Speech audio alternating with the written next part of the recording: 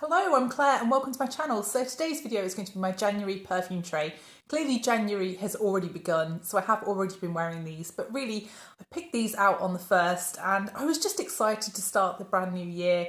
And if you haven't already seen it, I did make a video of my most worn fragrances of 2024, which includes some of my previous perfume tray picks. So I'll leave that link down below just in case you haven't already seen that one. But today's video is really going to be me concentrating on fragrances for icy and colder weather. I really want some comforting ones. I want perhaps some enveloping ouds. I want some resins. I want some fuzziness in my life. I want to feel like I'm being hugged this month. So those are going to be reflected in my choices. So if you haven't seen me before, I'm Claire Smith. I make videos all about perfume, perfume science, perfume history, perfume psychology even. And I also just do some straight perfume reviews and also fun perfume tags. So if that kind of thing interests you and you haven't already done so, then please do consider subscribing and please also like this video if you do enjoy this kind of content. So what's the first fragrance on my tray for January? So let's start off with some vanilla and Tonka fragrances because I always feel they work really well in the winter time. Something warm and slightly spicy like Tonka is can really make you feel more comforted. So my first choice is going to be a work appropriate vanilla and Tonka fragrance, and this one I think a lot of people kind of dismiss because they perhaps don't like the original fragrance. But even if you don't like the original fragrance, I would really urge you all to go try this if you haven't done already. So this one's Coco Mademoiselle Intense by Chanel. So this fragrance, I really didn't think I needed it. I had Coco Mademoiselle and I smelt it on somebody else and I was just wowed, and I just really thought I need this fragrance and I finally bought it last year. And this really is Coco Mademoiselle but without the sharp edges that Coco Mademoiselle sometimes feels like it has. Coco Mademoiselle is a loud fragrance, it's a big fragrance, it's an in your face kind of fragrance, and it has certain associations with a certain time period. I feel I still do love it, but I still think that a lot of people struggle with that fragrance. This is softer, this has an amped up vanilla and Tonka. The Tonka does have that slight spiciness. It's very mild, but it is there. And of course, it still has the patchouli, the classic Chanel patchouli. The citrus is dialed down though, and that's what gives it that softer feeling. I think this one is just completely a work appropriate fragrance for the winter time, and it always makes me feel very elegant and like I've made an effort, even if I haven't made an effort at work. And I just really enjoy wearing this one. So this is definitely on my tray for January. So the second fragrance is also vanilla and Tonka fragrance, but this one I don't think you could ever make any kind of parallel with the Chanel fragrance. This one's very different. So this one is Van Cleef and Arpels Bois, and I was gifted this sample by Francis at Happiness Sparkles. Thank you so much for sending me this, Francis. So I don't actually have very much left of this one. I just thought I might as well use it while it's meant to be used in the winter time when it really does shine. And finish this off. So this one is a golden feeling, so doré means golden, a golden feeling woody vanilla and Tonka fragrance. It really has a little bit of a golden feeling tobacco at the beginning, although it's very, very light. And it also just has a nuttiness about it. This fragrance always makes me think of a nutty dessert. It makes me think of an almond gâteau with lots of vanilla in it. It's just a very creamy, kind of sweet, savoury thing going on in the dry down. It's almost woody, but it's also this kind of really creamy feeling almondy dessert. It is very distinctive and it does have this kind of golden, almost metallic feel to it. I think this fragrance is really well loved and I know people wear this one to bed. I think that this is a lot of people's favourites from Van Cleef and Arpels. So Bois Doré is my second choice for January. So my third choice, again, is a vanilla and Tonka fragrance, but again, something very different to the first two. This one is softer, it's fluffier, and it's just a hug in a bottle. So this one's Mon Guerlain from Guerlain. And I think the thing I love about this is the licorice in combination with the slightly spicy Tonka on that really fluffy bed of vanilla and musk. It's just a really beautiful fragrance, and I know this is, it's essentially a lavender fragrance, isn't it? That's what Mon Guerlain is really known for. But I think that even the lavender is really soft and fluffy, and I really feel like, things like Burberry Goddess really took some kind of inspiration from the success of this fragrance. Mon Guerlain always seems like a kind of more modern version, a modern take on the kind of classic Guerlain, almost, can I even dare say, the Shalimar DNA. I always just think this one is sort of harking back to the heritage of Guerlain, but taking it in a more modern direction. And I just really think this is an excellent fragrance. I cannot fault this fragrance. It's always something I'm happy to wear. I love wearing this one to work as well. It just fits with every situation. So that's Guerlain's Mon Guerlain. So my next choice is another vanilla fragrance. You see a theme here. I really am on a vanilla kick this month. And this one is one that I don't reach for very often. There's just something about this that doesn't do it for me in a way, but I keep it, and it's been on my kind of, do I want to declutter this pile or not? And I think every time I wear this, I end up saving it because I do really enjoy it in a way, but there's something about this that doesn't feel quite me. So this one's Kayali's Vanilla 28, and I've had this a few years. You can see the dent isn't very large, and actually on me this lasts quite a long time, but it is quite a soft fragrance. So this is quite a cakey vanilla. I'd say this is like the most foody vanilla of all of the ones here. And it has this kind of brown sugariness about it as well. But it really just smells like a cake baking really in an oven. But it has also something a little bit chocolatey about it. It always makes me think of Orchidée Vanille. It has a floral chocolatiness about it like Orchidée Vanille does. And this one, I just think, I don't know what it is. I don't know, it's the amberwood and the dry down maybe. There's something about this that I'm just not sure about. When I think about the other fragrances that I have ended up decluttering, so for example, Ameer Al Oud Intense Oud, Mercedes Club Black, there's something about those that I've just not gone with. And I think those are probably more synthetic feeling than this one is. And that's why I've kept this one, because this one was the best of the three. But I'm still not sure this one's exactly me, but I'll keep wearing it. I did wear this yesterday and I did just find it very soft. It just didn't seem to project very much. It didn't seem to be present very much. But then I move and then I re-smell it again. So I think maybe I'm just, not that sensitive to the smell of this until it sort of gets disturbed or something. But yeah, this one I'm just having a little bit of a moment with about, do I want to keep this? Am I going to use this? Is this something that I truly love? So that's Vanilla 28 by Kayali. So for my next choices, I'm going to move away from the vanilla and the tonka and move towards resins and also towards woods. So this fragrance, my first choice in this category is Sirène by Fragranze de Bois. I was gifted this one back in November by Fragranze de Bois. I have to say that every single time I mention a fragrance I've been gifted. So I'm sorry if I bore you, but I'm just trying to stick to the regulations. So this fragrance is something I haven't tried enough. I don't know it. I've maybe worn it about 4 times, I would say, so far. I just want an opportunity to wear it more, to get to know it more. I did not wear this fragrance over Christmas and I regret that decision. I really wish I'd taken it with me to my mum's so that I could have enjoyed it over the festive period, because I do feel like this one is quite festive. But I guess this has a brightness to it and that could be better suited to the new year. So this is a really syrupy feeling red fruity fragrance. It has some cherries, has some strawberries, and it also just has this kind of slight greenness, a woodiness, a warmth to it, a nice warm fuzziness, which I guess is the oud. But also in the dry down, there's this kind of slightly milky, even creamy feel that really grows as it dries down. And I didn't really get that aspect so much when I first tried this, but on trying it more, it's really come out more to me. And I also had a conversation with someone who described this as a strawberry milkshake fragrance in the dry down to them. So I thought that was interesting that they get that kind of feel as well. This fragrance is very long lasting and it's kind of weirdly not beast mode, but it is still something that is present and it's enough, if you know what I mean. It's not going to knock out a room, but it's just the right level of strength to be noticed. And I guess that's, if you're paying a lot of money for a fragrance, that's the kind of level that you want, isn't it? So yeah, Sirène, I'm going to get to know it a little bit more in the month of January. So my next choice is more of a gourmand fragrance, really. This one kind of sticks out as an anomaly in this video, but it does have this kind of deep feeling that I think I'm looking for at this time of year.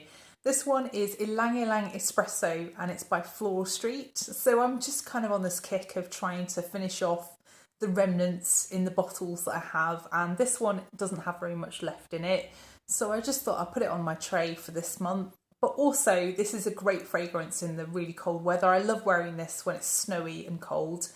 So this one is a boozy feeling, slightly spiced rum fragrance with some espresso. It's a dark feeling, syrupy coffee fragrance.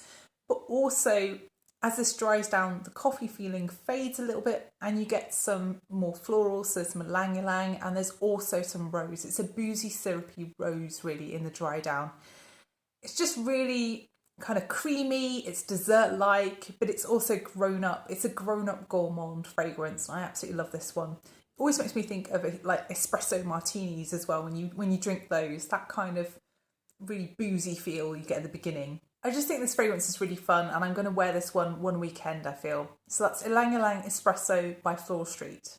So the next fragrance is one that was gifted by Jardin, and it's called Tiger by Her Side. And I don't really mention this one because I actually ranked all of their fragrances in a video, and this was a middle of the table one. This was not my favourite, but it wasn't one that I disliked either. And I admit, I just haven't really been wearing this one. I just thought, I saw it in my collection. I just thought, I'm going to put that on my tray for this month. And I'm just going to sort out my feelings about it. So this is a spiced, cinnamon spiced, amber patchouli fragrance. It's warm, gently spiced and woody. And the patchouli here is slightly chocolatey. As this dries down, the benzoin really amps up the amber aspects of this fragrance. And that really becomes the most prominent thing. It dries down into a more powdery, warm, enveloping kind of amber. The dry down has a really warm, powdery, resinous feel to it, and actually in the far dry down there's a slight leatheriness too. This fragrance really has a bit of a retro 2000s vibe to me, and I think that's because I think of older fragrances. So I think of things like Prada Amber, which is something I went through an entire bottle of at one point.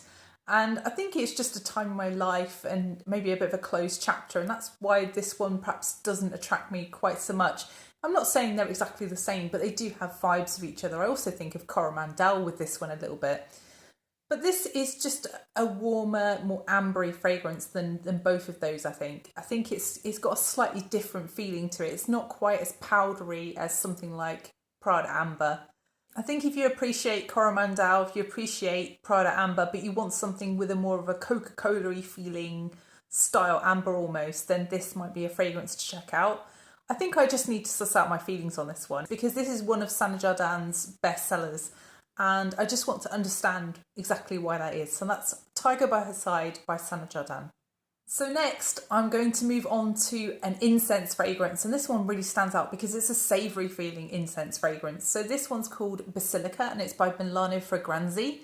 So I just have this little bottle, and really I don't think I'd want a whole 50ml bottle of this because it's so strong, but it is just so distinctive, and it's an unusual pick. It's not something I want to wear every day, but when I do wear it, I really enjoy it. So this one is a really herbal feeling fragrance in the beginning. It always comes off to me as sage, but I think it's something like, is it rosemary and thyme that's listed? It does have a little bit of a Sunday dinner feel to it in the beginning, but also it just has this real cool milkiness to it. And that interesting combination of the herbal feel with the cool milkiness and the incense, that's slightly metallic feeling.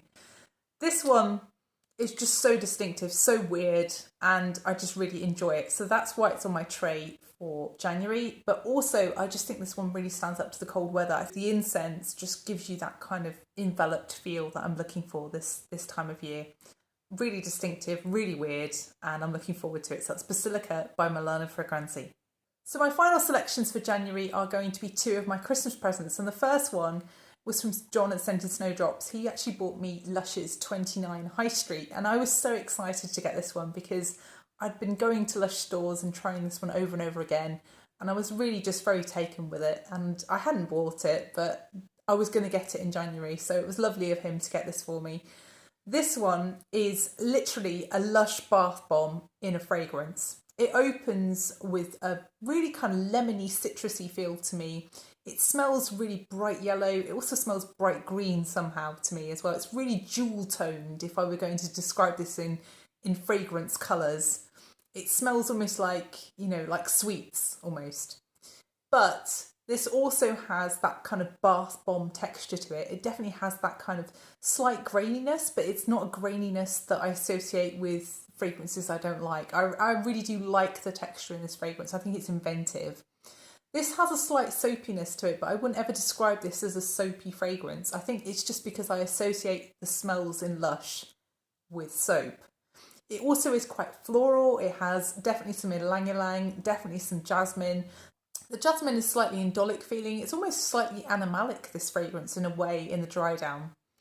Also, as this dries down, there's something sweet here, and I'm not quite sure exactly what it is, but there is something gourmand about this fragrance as well. I guess it's just a rainbow of different scents that you would experience in a Lush shop. This fragrance literally smells like you're wearing the Lush shop fragrance. It is so distinctive. It definitely has a slight fizziness as well to it, which I guess could be the bath bomb feel. Really interesting fragrance, and I'm looking forward to wearing this more. I've only worn this about 3 or 4 times so far. I wore it a little bit around Christmas. It was actually my second most worn fragrance in December. So that's Lush's 29 High Street. So finally is a gift from me to me. This was just love at first sniff, and I was in Harvey Nichols close to Christmas. And this is a fragrance that I just never thought to smell before. It came out a few years ago. I just had this view of it from seeing reviews on YouTube, and I just never thought to try it because I just always assumed that I would hate it. But I was really wrong. So this one is Fenty, and it's clearly by Fenty, which is Rihanna's brand. It's a celebrity fragrance. It's something that I really, on paper, probably should like, but I just always felt like the bad reviews of this fragrance kind of put me off it, and I never ended up trying it. I think also it was Harrods exclusive when it first came out. I think the thing I like about this fragrance is that it has a bit of a retro vibe about it. It actually makes me think of my signature fragrance when I was in my 20s, which was Lola by Marc Jacobs. It also makes me think of Stella by Stella McCartney. Are they direct dupes, either of those fragrances? No, they're not. But there's definite echoes in both of those fragrances. And actually, it's the same perfumer who made this one that made Stella by Stella McCartney. So I feel like there could be echoes here with maybe the type of rose that they've used in this fragrance, or some other aspect here. So this, it really opens very fruitily. It's very distinctively that kind of blueberry feel, but definitely also with some rose. And there's also this really interesting aspect as this starts to dry down of some marshmallow. And marshmallow isn't listed, but it's very distinctive to smell it. And I thought, how clever that Rihanna's fragrance company thought to put a marshmallow note in this, to kind of give you echoes of the fragrance that she made famous, Love Don't Be Shy. And it's kind of like a signature, isn't it? It's what you think of when you think of Rihanna and fragrance. But they've been clever enough to just sort of give a nod to it rather than making an overt copy of Love Don't Be Shy or any other kind of marshmallow fragrance. I loved that. There's also something slightly truffly about this to me as well. I haven't worn it too many times, so, you know, I probably need to just try it more, and that's why it's on my tray this month. But I just was struck by how good I felt this fragrance was and how nostalgic it made me feel. It is very, very rosy though, and there is a lot of patchouli here, and I totally understand why people might not like this because it is very sweet. After smelling it that first time, it just had me, and it's something that I don't normally do. Like the first time I smell fragrances, I don't normally just go and buy them. It's not a very sensible strategy long term. Really, you should go and smell something several times before you end up buying it. But I was just enraptured by it for some reason. It must have a scent memory or some kind of association there for me. It's very long lasting from my initial thoughts on this, and the rose is very prominent, and it's a very sweet rose as well. So that's Fenty by Fenty. So that's the final fragrance in this video. I hope you've enjoyed it. If you have enjoyed it, then please press the like button, and please also consider subscribing if you haven't done already. And please let me know what's on your January tray or what you are going to be wearing in January. And also, are you into vanilla and Tonka this month? Do you like rose in fragrances? Have you tried Fenty by Rihanna?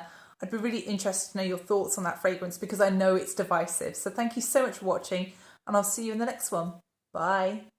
you.